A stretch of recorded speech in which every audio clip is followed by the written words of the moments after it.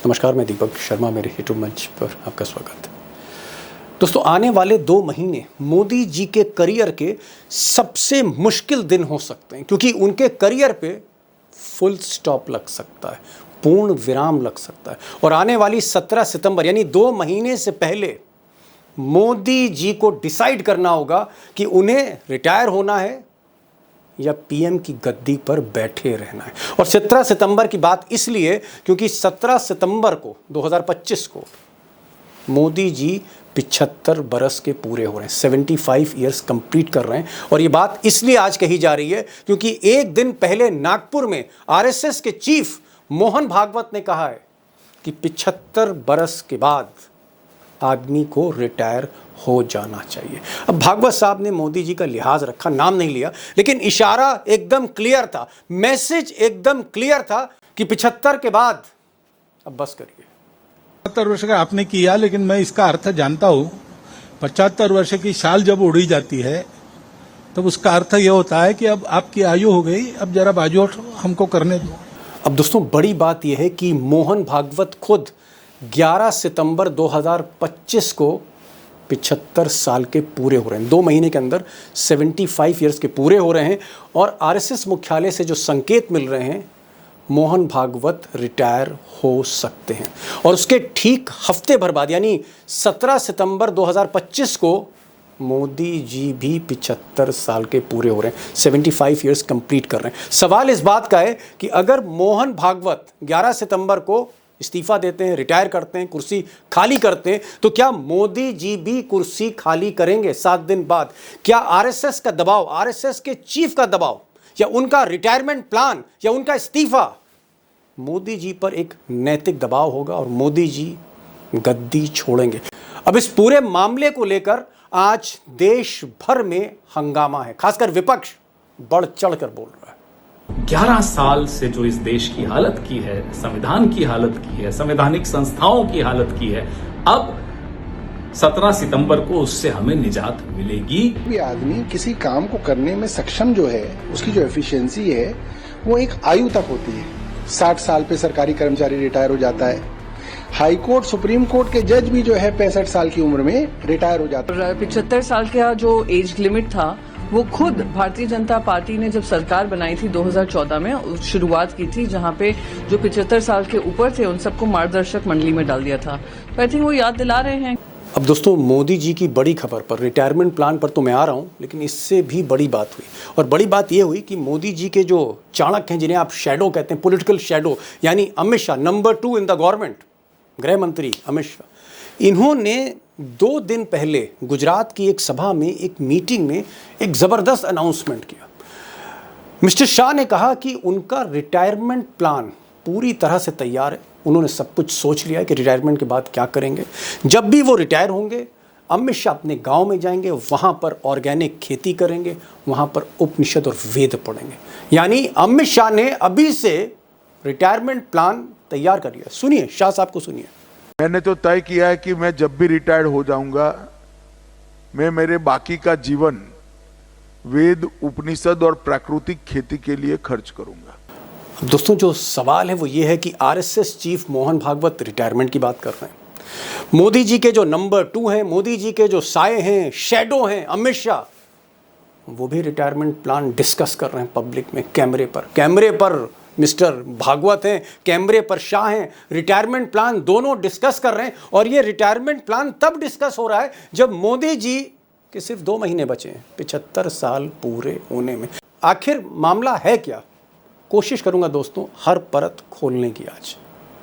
अब दोस्तों, सबसे इंपॉर्टेंट बात कि 75 बरस का ये जो प्लान था रिटायर होने का, ये बीजेपी में या आरएसएस में किसने बनाया? किसका आइडिया था, किसका प्लान था, किसने एग्जीक्यूट किया या किसने इसको लागू करवाया? ये एक बड़ी बात है। अब आज मैंने यशवंत सिन्हा साहब से बात करी, उनको मैंने इनवाइट किया। यशवंत सिन्हा जो बीजेपी में सीनियर लीडर रहे, वाजपेयी सरकार में मंत्री रहे, वित्त मंत्री रहे, विदेश मंत्री रहे, मोदी जी से कई साल सीनियर हैं। यशवंत सिन्हा इस पूरे प्लान के विक्टिम थे 2014 में ही। मैंने विक्टिम यानी उनसे पूछा, जो चश्मदीद भी हैं, कि सिन्हा साहब ये प्लान किसका था? Whose plan was this? सुनिए सिन्हा साहब को। मैं ये जानना चाह रहा था कि भाई ये मोदी जी के माइंड की उपज थी, ये कहीं से तो कम्युनिकेट हो ही रहा होगा ना। आपकी भी बात अगर कान में डाली जा रही थी तो कोई तो डाल रहा होगा। नहीं नहीं, ये बात जो है ये स्पष्ट रूप से मोदी जी के दिमाग की उपज थी। ओके। उन्होंने ही इसको प्रचलित किया। अब यशवंत सिन्हा की माने तो ये प्लान जो था वो मोदी का आइडिया था, मोदी ने ही इसको एग्जीक्यूट करवाया आरएसएस की मदद से। यशवंत सिन्हा आज कई खुलासे कर रहे हैं, कई अंदर की बातें, कई अंदर की परतें खोलने जा रहे हैं, सुनिएगा उसको। लेकिन बड़ी बात यह है कि मोदी जी ने ये प्लान लागू क्यों किया। दरअसल मोदी चाहते थे 2014 में कि जितने भी उनसे सीनियर लीडर हैं, क्योंकि उस वक्त मोदी जी की हैसियत सिर्फ गुजरात के एक मुख्यमंत्री की थी, उनसे कहीं दमदार नेता दिल्ली में थे। लाल कृष्ण आडवाणी, मुरली मनोहर जोशी, यशवंत सिन्हा, अरुण शौरी, लंबी फेहरिस्त। मोदी जी ने सारे सीनियर्स को किनारे करने के लिए ये 75 साल का आइडिया लाए, वो कि 75 साल के जो भी ऊपर है। और तब क्या हुआ, आडवाणी जी को टिकट तो दे दिया, मंत्री पद नहीं दिया, यहाँ तक कि स्पीकर का पद भी नहीं दिया। मुरली मनोहर जोशी बहुत उम्मीद कर रहे थे कि राष्ट्रपति बनेंगे अगर कैबिनेट मिनिस्टर नहीं बने, किनारे कर दिए गए। अगर आप यशवंत सिन्हा को देखें, ये तो खुद ही किनारे हो गए, खुद ही रिटायर हो गए, आगे बताएंगे वो आपको। Arun Shourie, one of the आप कह सकते हैं थिंक टैंक बीजेपी के, मोदी के बहुत करीबी, ये भी सीनियर थे, इनको भी किनारे किया गया। शांता कुमार हिमाचल प्रदेश के मुख्यमंत्री रहे, कद्दावर नेता थे, इनको भी किनारे किया। और ये सिलसिला दोस्तों 2014, 15, 16, 17 चलता रहा। जैसे 2017 में कलराज मिश्रा, यूपी के बड़े नेता, ये कैबिनेट मिनिस्टर थे मोदी जी के, बड़े खास थे। इनका 75 बरस पूरा हुआ, 76 के लगे, इनको कैबिनेट से ही ड्रॉप कर दिया, मंत्रिमंडल से ही इनको ड्रॉप कर दिया गया। इसी तरह से 2019 आ गया। 2019 में कई नेता, कद्दावर नेता बीजेपी के, इनको इसलिए टिकट नहीं दिया क्योंकि 75 पार कर चुके थे। जैसे उत्तराखंड के पूर्व मुख्यमंत्री खंडूरी साहब, जनरल खंडूरी, उनको भी टिकट नहीं दिया। ये लिस्ट इतनी लंबी है कि बताते बताते आधा घंटा, 1 घंटा हो जाएगा। सवाल सिर्फ ये है कि ये जो लिस्ट एग्जीक्यूट की गई मिस्टर मोदी के हाथों, आज वही जो जाल मोदी जी ने बुनाए, उसी में मोदी जी फंसते चले जा रहे हैं।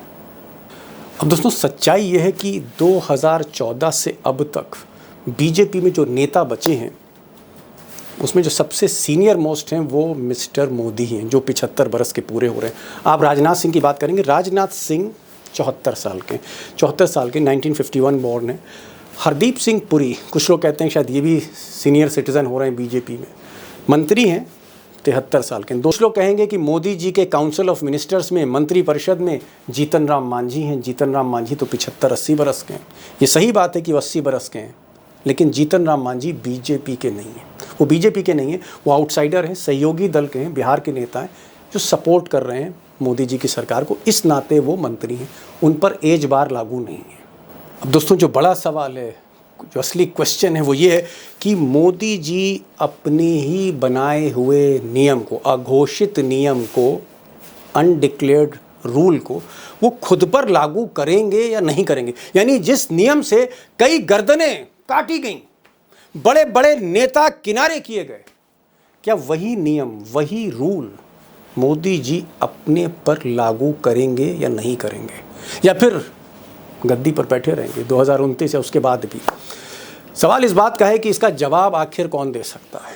वही दे सकता है जो भुक्तभोगी हो, वही दे सकता है जिसका टिकट काटा गया हो, जिसकी कुर्सी छीनी गई हो, जिसको रिटायर किया गया हो।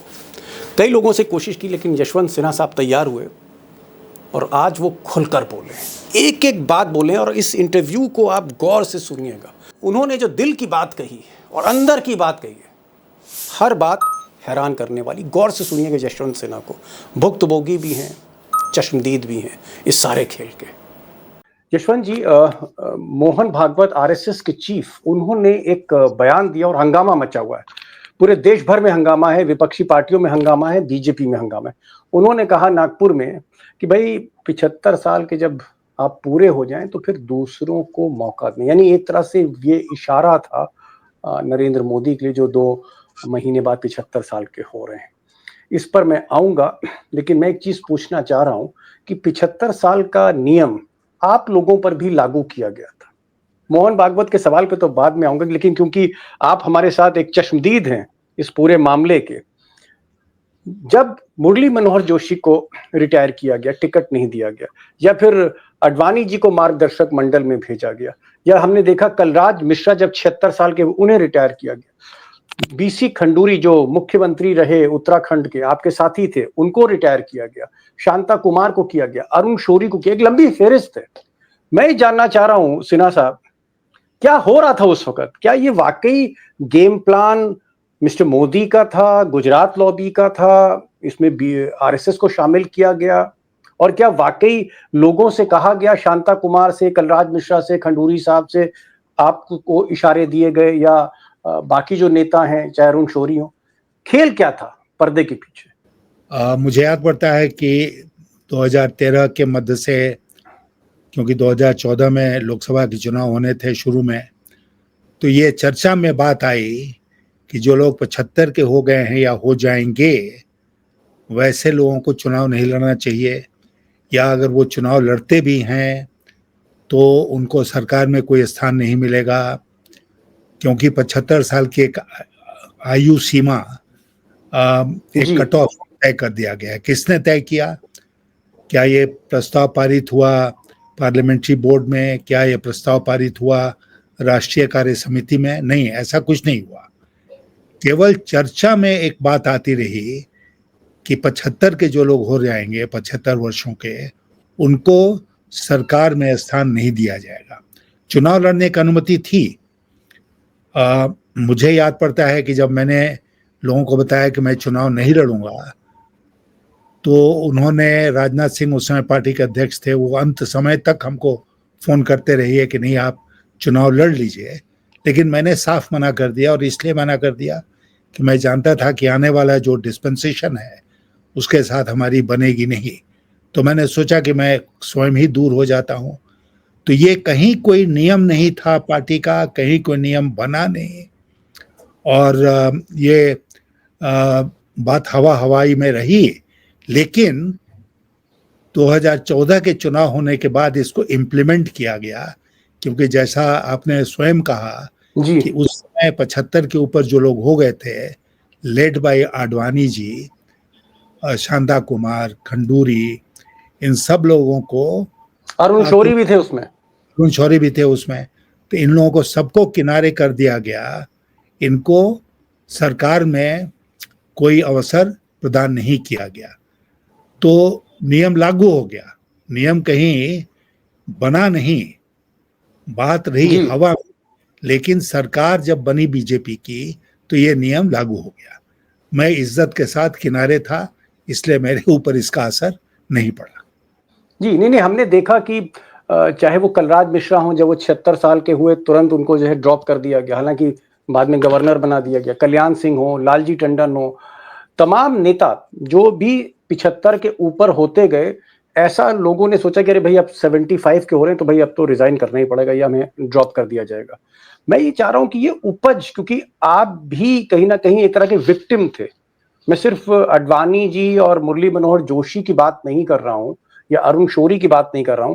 आप 3 बड़े नेता थे उस वक्त, 3 सीनियर मोस्ट नेता थे। उसमें लालकृष्ण अडवाणी थे, मुरली मनोहर जोशी थे और आप थे। और मुझे लगता है आपके जो पोर्टफोलियोज थे विदेश और वित्त मंत्रालय के, वो मुरली मनोहर जोशी से भी कहीं ज्यादा इंपॉर्टेंट पोर्टफोलियोज थे। तो आप लोगों को किनारे किया गया। उसके बाद 2014 के बाद जो 75 साल का होता गया उसको किनारे किया गया। मैं ये जानना चाह रहा था कि भाई ये मोदी जी के माइंड की उपज थी, ये कहीं से तो कम्युनिकेट हो ही रहा होगा ना। आपकी भी बात अगर कान में डाली जा रही थी तो कोई तो डाल रहा होगा। नहीं, ये बात जो है ये स्पष्ट रूप से मोदी जी के दिमाग की उपज थी। ओके, उन्होंने ही इसको प्रचलित किया। अच्छा हुआ अब ये कि जैसे मैं तो अलग हो गया, मैं चुनाव नहीं लड़ा 2014 का, लेकिन आडवाणी जी लड़े, मुरली मनोहर जोशी लड़े। अब आडवाणी जी चुने भी गए, लोकसभा में आ गए। मुरली मनोहर जोशी के साथ तो और भी गजब हुआ, क्योंकि हमको याद पड़ता है कि हमारी उनकी चर्चा जब होती थी चुनाव के पहले, तो डॉक्टर जोशी ये कहा करते थे कि भाई मैं तो चुनाव लड़ूंगा, क्योंकि वाराणसी की जनता जो है वो मुझे छोड़ने को तैयार नहीं है। और आपको याद होगा कि मोदी जी ने तय किया कि खुद वाराणसी से लोकसभा का चुनाव लड़ेंगे और मुरली मनोहर जोशी को कानपुर भेज दिया गया। तो वो भी खेला उनके साथ हुआ, लेकिन वो चुन के आ गए। ये लोग चुन के जो आ गए लोकसभा में, उनकी बड़ी दुर्गत हुई, क्योंकि एक तो उनको सरकार में कोई भूमिका नहीं मिली, दूसरी बात कि लोकसभा में अगर आप रूलिंग पार्टी के सदस्य हैं और सरकार में आपकी भूमिका नहीं है तो आप क्या करेंगे? कोई डिबेट होगा तो उसमें पार्टिसिपेट करेंगे जी। तो उसमें अब आप सोचिए एक ऐसी परिस्थिति जिसमें कि आडवाणी जी को कहा जाए कि आप होम मिनिस्ट्री की चर्चा हो रही है उसमें आप भाग लीजिए, या बजट के ऊपर चर्चा हो रही है तो जोशी जी को कहा जाए कि आप उसमें भाग लीजिए। तो वो तो ऐसा हुआ नहीं। तो ये दोनों रहे लोकसभा में जरूर, लेकिन वो 5 साल का जो कार्यकाल रहा वो बिल्कुल फीका रहा, क्योंकि उनकी कोई भूमिका ही नहीं थी। क्या आपके साथ शांता कुमार और अरुण शौरी, ये भी 2 सीनियर लीडर थे, इनको भी किनारे किया गया? इनको भी किया गया, बिल्कुल किया गया। क्योंकि क्या आप लोगों की बातचीत होती थी? अरुण शौरी लोकसभा में नहीं थे, राज्यसभा में, लेकिन उस समय राज्यसभा में भी ये लागू हुआ और उसमें ये भी जोड़ दिया गया कि 2 टर्म से ज्यादा जो हो गया उसको तीसरा टर्म नहीं मिलेगा। तो कई लोग उसमें छट गए। अरुण शौरी का भी 2 टर्म हो गया था, शत्रुघ्न सिन्हा का 2 टर्म हो गया था, तो इन लोगों को तीसरा टर्म नहीं दिया गया। तो कोई ना कोई नियम बनाया गया कि जितने सीनियर लोग थे वो किनारे हो जाए। मैं यहाँ पर बड़ा इंपॉर्टेंट, एक इंपॉर्टेंट सवाल आपने कहा कि जो भी सीनियर थे, मिस्टर मोदी से जो लोग सीनियर थे, पार्टी के वरिष्ठ नेता थे, उनको एक प्लान के तहत 75 साल की उम्र के तहत किनारे किया गया। इसके पीछे वजह क्या है? क्या मिस्टर मोदी चाहते थे कि एब्सोल्यूट पावर उनके हाथ में हो, आप जैसे लोग डिस्टर्ब ना करें या उन पर हावी ना हो या उनको रायशुमारी ना करें? इसके पीछे मकसद क्या था मिस्टर मोदी का? मकसद बिल्कुल स्पष्ट था। मकसद यही था कि जितने अधिक जानकारी रखने वाले लोग हैं उनको किनारे कर दो, क्योंकि आप जानते हैं जो कि पिछले 11 वर्षों में बिल्कुल खुलकर देश के सामने बात आई और अगर किसी को शक था तो वो सबूत उनको मिल गया कि मोदी जी का स्वभाव है कि वो एक छत्र राज्य चलाना चाहते हैं। वो उसमें किसी का हस्तक्षेप नहीं चाहते हैं और चाहते हैं कि उनके आसपास जो लोग हैं वो ऐसे लोग हों जो हाँ में हाँ मिलाना जानते हैं। हाँ, उनसे कोई भी दूसरा मत रखने वाला किसी विषय पर उनके साथ नहीं बैठना चाहिए। और ये बड़ा भारी अंतर आया अटल बिहारी वाजपेयी की भाजपा में और मोदी जी की भाजपा में। अटल बिहारी वाजपेयी की भाजपा में पार्टी का मीटिंग हो या सरकार में कैबिनेट की मीटिंग हो तो उसमें खुलकर हम लोग अपने विचार रखते थे। अक्सर ये होता था कि शायद पावर्स दैट बी को ये पसंद नहीं आए, लेकिन कभी ये नहीं कहा गया कि आप जो सोचते हैं उसको मत बोलिए। जी, मैं आऊंगा। मैं मोहन भागवत जी ने जो कहा है 75 साल की उम्र के बाद रिटायर हो जाना चाहिए, उस सवाल पर मैं आऊंगा, लेकिन एक छोटा सा सवाल और बीच में पूछना चाह रहा हूँ। जब ये नियम लागू हो गया, अघोषित नियम लागू हो गया, मोदी जी की दिमाग की जो उपज थी कि भाई 75 साल के जितने भी नेता हैं उससे ऊपर सबके सब रिटायर हो जाए, क्या उसके बाद मोदी जी और आप लोगों से मिलना जुलना भी कम होता चला गया या मोदी जी पूरी तरह से अवॉइड करने लगे?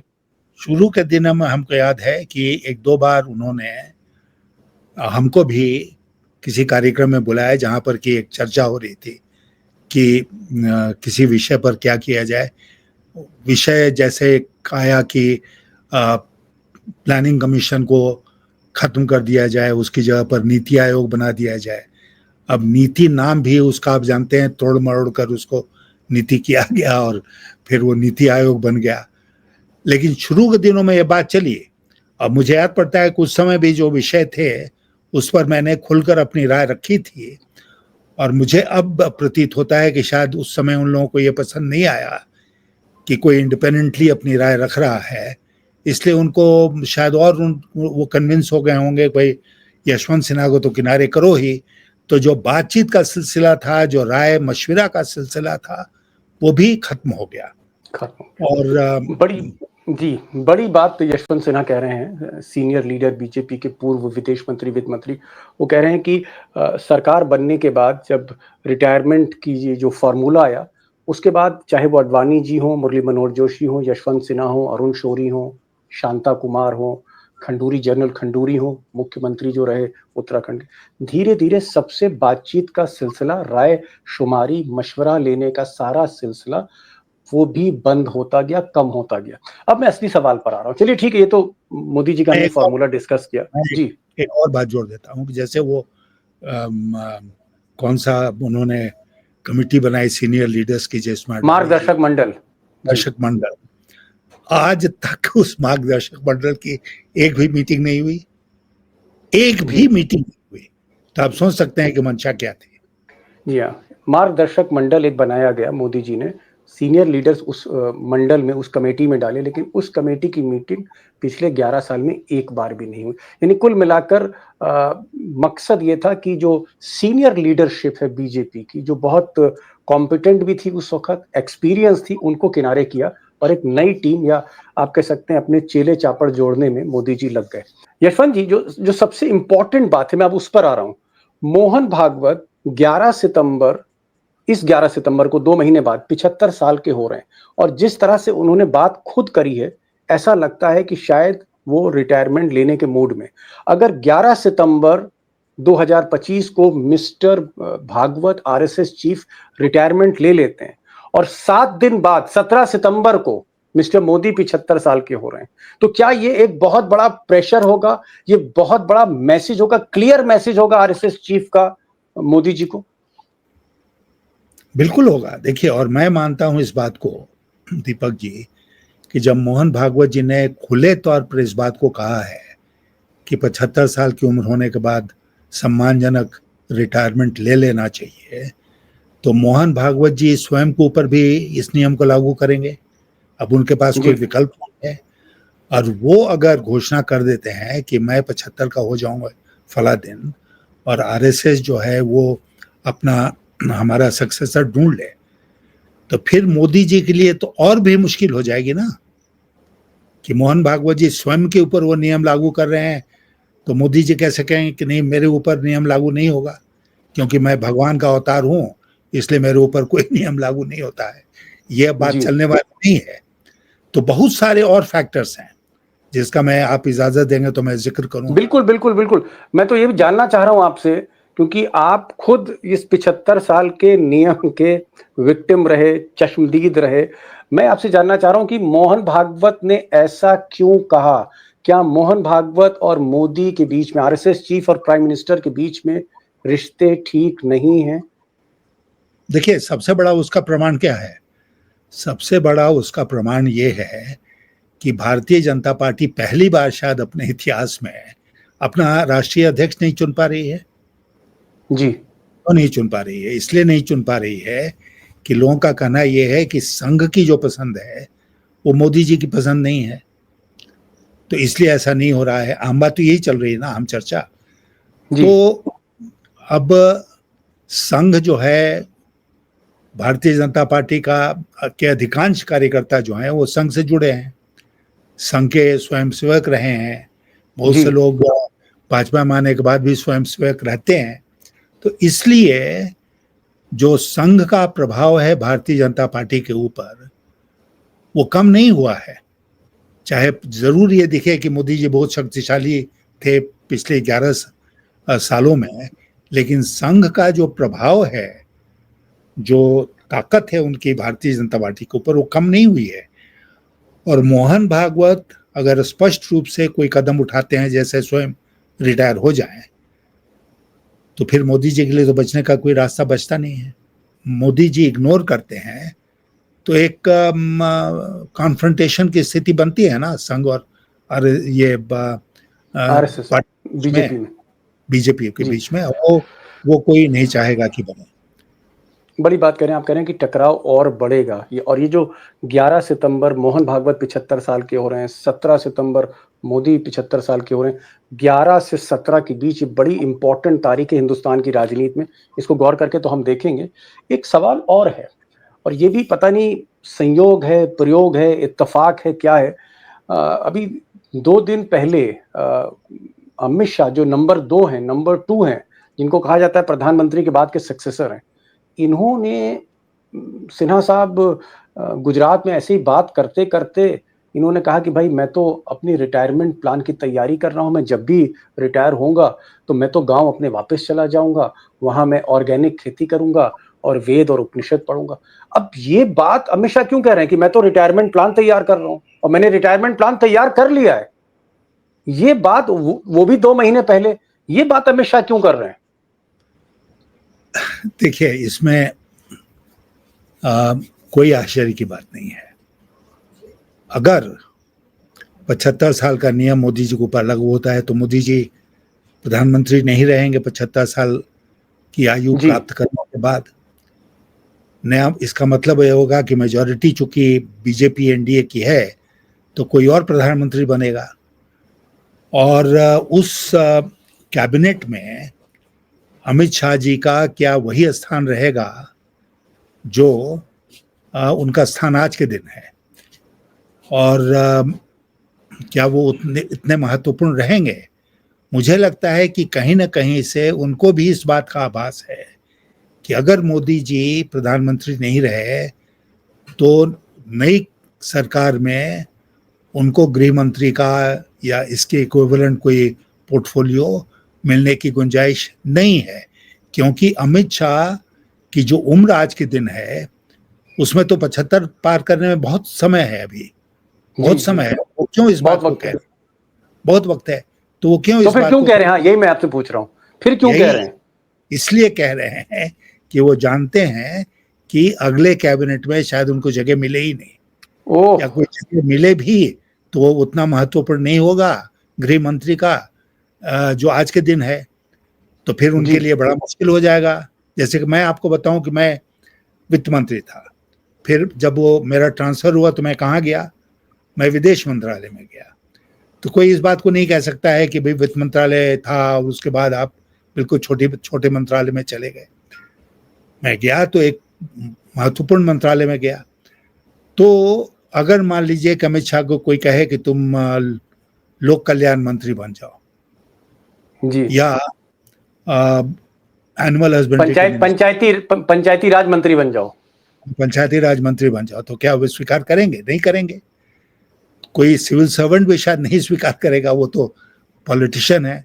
तो इसलिए कहीं ना कहीं उनको इस बात का आभास है कि ये सचमुच में होने वाला है और 75 साल मोदी जी के ऊपर लागू होगा, 75 साल का नियम, और उसके बाद उनको भी अपना रिटायरमेंट प्लान कर लेना चाहिए। करने 2 इंपॉर्टेंट सवाल और हैं, 2 इंपॉर्टेंट।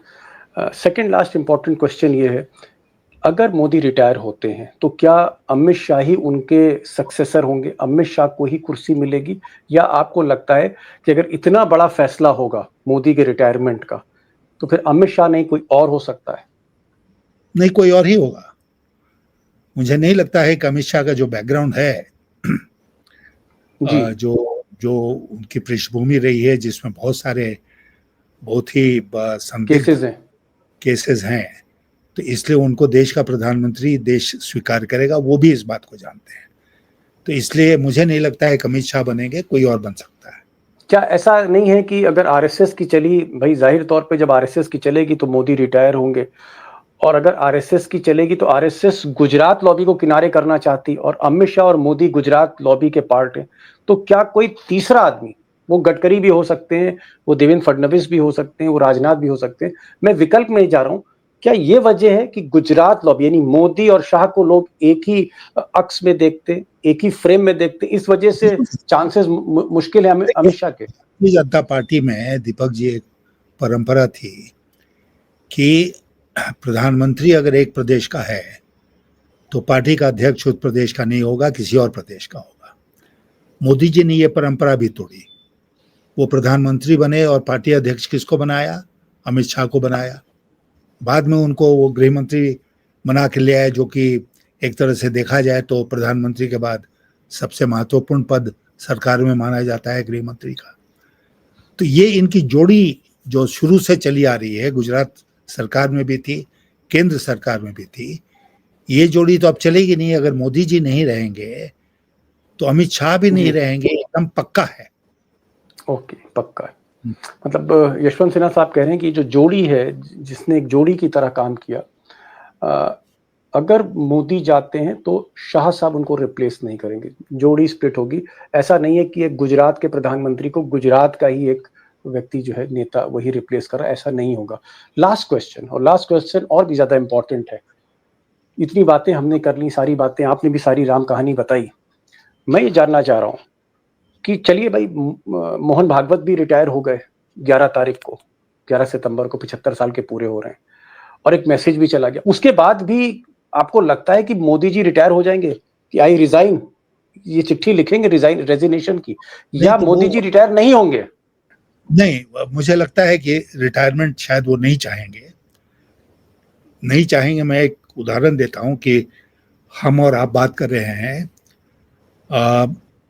मैं रिटायर हो गया 2014 में, लेकिन आज आपसे बात करने की स्थिति में हूं ना जी।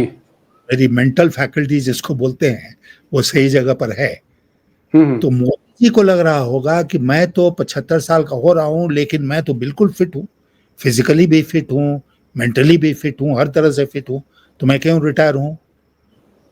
ये उनके मन में जरूर ख्याल आ रहा होगा कि ये नियम था, बस दूसरों के लिए था, मैं तो युग पुरुष हूं, मैं तो देवतुल्य हूं, तो मेरे ऊपर ये लागू नहीं होगा। ऐसा वो सोच सकते हैं, और ऐसा सोच के वो इस बात को रेजिस्ट कर सकते हैं कि रिटायरमेंट का ये नियम उनके ऊपर लागू नहीं हो। लेकिन मुझे लगता है कि मोहन भागवत जी के इस बयान के बाद न मोहन भागवत जी के लिए कोई विकल्प बचता है, न मोदी जी के लिए कोई विकल्प बचता है।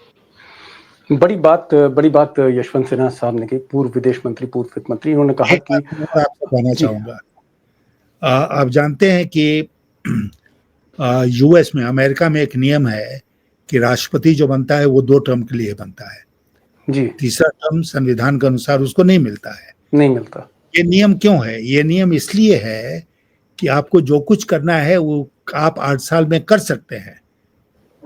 मोदी जी के तो 11 साल हो गए, तो जो कुछ करना था वो मोदी जी कर चुके। अब मोदी जी के पास कोई नया आइडिया नहीं है, कुछ नया नहीं कर सकते हैं, इसलिए उनको जाना ही चाहिए। समय भी समाप्त हो रहा है, समय सीमा भी उनकी जा रही है, और सिन्हा साहब कह रहे हैं कि भाई 11 साल बहुत बड़ा वक्त होता है। 8 साल अमेरिका तय करता है, मैक्सिमम 8 साल तय करता है अमेरिका अपने राष्ट्रपति के लिए, यहाँ तो 11 साल हो गए हैं। उसके बाद अगर मोहन भागवत रिटायरमेंट लेते हैं तो एक प्रेशर है, और कोई रास्ता मोदी जी के लिए बचता नहीं, कोई विकल्प नहीं, ऑप्शंस नहीं है।